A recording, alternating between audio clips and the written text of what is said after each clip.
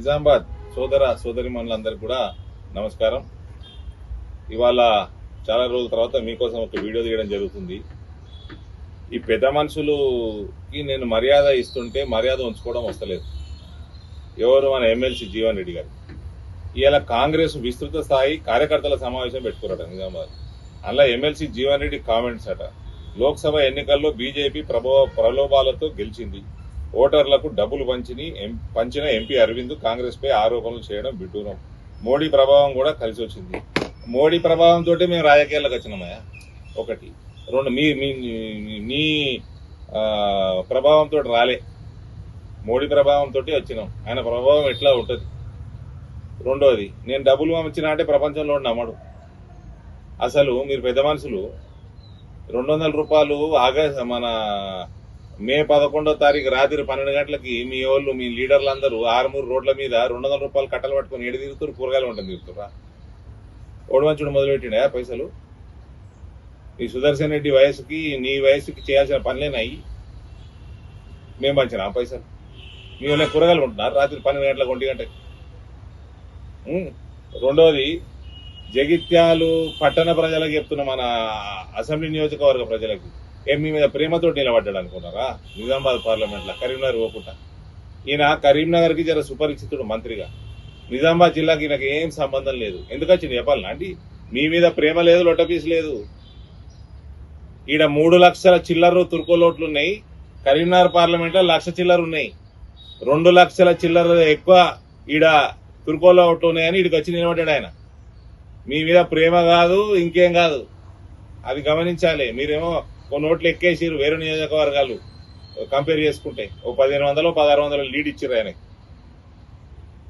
మీ మీద ప్రేమతోటి ఏం కాదు అది, ఈడ తుర్కోలు ఎక్కుడా అని. ఇది జీవన్ రెడ్డి గారు అసలు రంగు ఇది.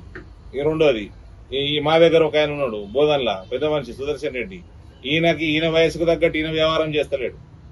ఈయన ఏం చేస్తున్నాడు, కేంద్ర ప్రభుత్వం నిధులు రాష్ట్ర ప్రభుత్వం నిధులతోటి స్కూళ్ళు చిన్నపిల్లలు చదువుకుంటున్న గవర్నమెంట్ స్కూళ్ళల్లో ఆధునీకరణ చేయమని నిధులు ఇస్తే బాల్కొండ, ఆర్మూరు, రూరల్, అర్బన్ల అమ్మాయిల బాత్రూమ్లలో టైల్స్ వేస్తున్నారు.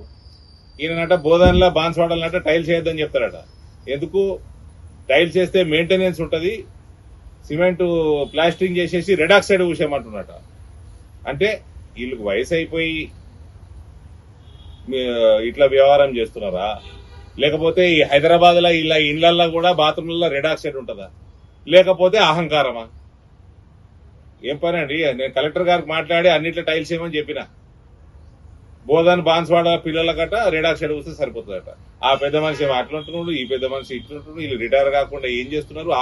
రోజు ఆఫీసర్లను బెదిరిస్తా ఉంటాడు ఈయన. మర్యాద ఇచ్చినప్పుడు మర్యాద ఉంచుడు నేర్చుకోండి. ఉంచుకున్నాడు. మళ్ళీ ఏమన్నా అంటే అన్నాడు అరవింద్కి అహంకారం అనుకుంటే కాంగ్రెస్ పనికిమాల వాళ్ళందరూ ఇదే ప్రచారం. మీరు చెప్పిన పడి ఉంటే అహంకారం కాదా? మళ్ళీ చెప్తున్నా, జీవన్ రెడ్డికి జగిత్యాల వాళ్ళ మీద ప్రేమేం లేదు.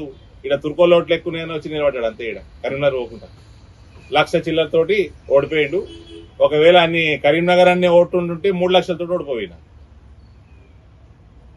మరోసారి భారతీయ జనతా పార్టీని 1,10,000 మెజారిటీ తోటి ఇందూరు గడ్డ మీద గెలిపించిన ప్రతి ఒక్క హిందూ సోదరిమణికి నా యొక్క హృదయపూర్వక ధన్యవాదాలు. భారత్ మాతాకి జై. అసలైన తొలి వెలుగు. ఫాలో వాట్సాప్ @తొలి వెలుగు అఫీషియల్.